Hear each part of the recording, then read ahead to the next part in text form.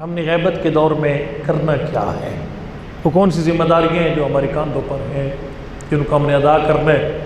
क्योंकि ज़ाहिर है इसको इमाम अलैहिस्सलाम ने इबादत कहा है, और फिर सबसे अफजल इबादत का इमाम ज़मान के ज़हूर का इंतज़ार। और अब जानते हैं कि इबादत की शराइत होती है, उसके तकाज़े होते हैं, उसके लवाज़मात होते हैं।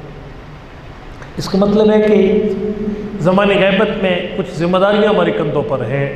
अगर वो ज़िम्मेदारियाँ अदा करेंगे तो फिर ये इंतज़ार इबादत शुमार होगा, और फिर कायनात की सबसे बड़ी इबादत भी बनेगी ये इंतज़ार इमाम, अगर इंतज़ार के तकाज़े पूरे हैं। हमने अपने इमाम के इंतज़ार में इस गैबत के दौर में कौन कौन से काम करने, हमारी ज़िम्मेदारियाँ क्या हैं, मैं टू दी पॉइंट बात करूँगा। सबसे पहली जिम्मेदारी जो सातवें इमाम ने भी बयान फरमाई वो इमाम ज़मान की मार्फत है।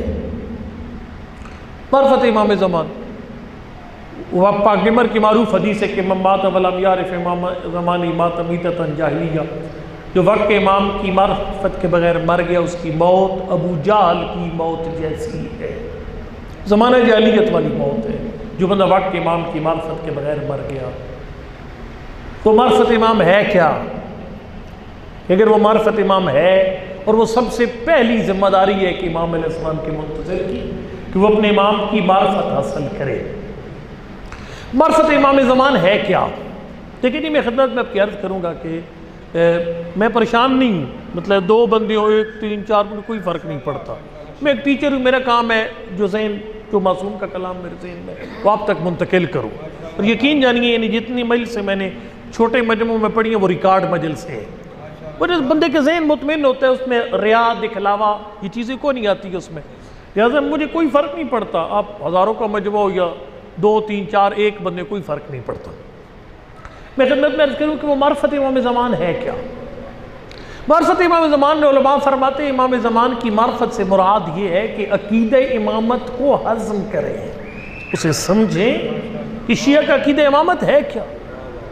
और आज तो बहुत ज़रूरी हो गया है, यानी इस दौर में अकीदे इमामत का समझना बहुत ज़रूरी हो गया है। वो जुमले है ना कि वो जो अब देखें ना, ये यानी कितने बामार्फत लोग थे जो इमाम के असाब थे। अब ये ज़ुरारा साहबी छठे इमाम के, और उन्हें फ़िक्र है कि जब इमाम ज़मान ज़हूर फरमाएंगे तो उस वक्त मेरा शुमार इमाम के मुखालिफीन में ना हो, मैं क्या करूँ कि जब इमाम ज़मान आए मैं उनके साथियों में उठूँ। है छठे इमाम का साबी और फ़िक्र है इमाम ज़मान के ज़हूर की।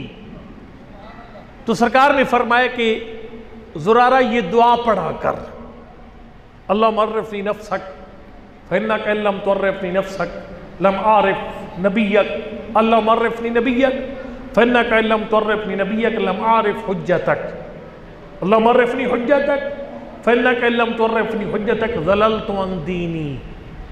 अल्लाह को ना परवरदिगार अपनी पहचान दे, अगर तूने ना पहचाना तेरे नबी को नहीं पहचान पाऊंगा। अपने नबी की मार्फत अता फरमा, अगर तेरे नबी को ना पहचान सका तो मैं अपने वक्त के इमाम को नहीं पहचान सकूंगा। और फिर फरमाए कि परवरदिगारा मुझे इमाम की मार्फत दे, क्योंकि अगर मैं इमाम को न पहचान सका तो फिर मैं बेदीन हो जाऊंगा। अभी देखिए ना, अगर अल्लाह की पहचान नहीं है तो बेदीन नहीं है, नबी की पहचान नहीं है तो बेदीन है, बेदीन नहीं है। लेकिन अगर इमाम ज़मान की पहचान नहीं है तो फिर बेदीन है। उलमा ने इसकी यही वजह बयान फरमाई, मतलब ये नहीं कि इमाम ज़मान अल्लाह से भी अफसल है, नबी से अफसल नहीं, बल्कि उलमा इसकी तोजी ये फरमाते हैं कि अगर सही इमाम के दरवाजे पर आ गया तो फिर अल्लाह का भी मार्फत हो जाएगी, नबी की पहचान भी हो जाएगी। और अगर गलत इमाम के दरवाजे पर चला गया तो सब कुछ गंवा बैठेगा। जैसे इमाम की मार्फत एक बड़ा कलीदी और बुनियादी रुकन है इस्लाम का। मार्फत इमाम है क्या? अकीदा इमामत को हज़म करना, अकीदा इमामत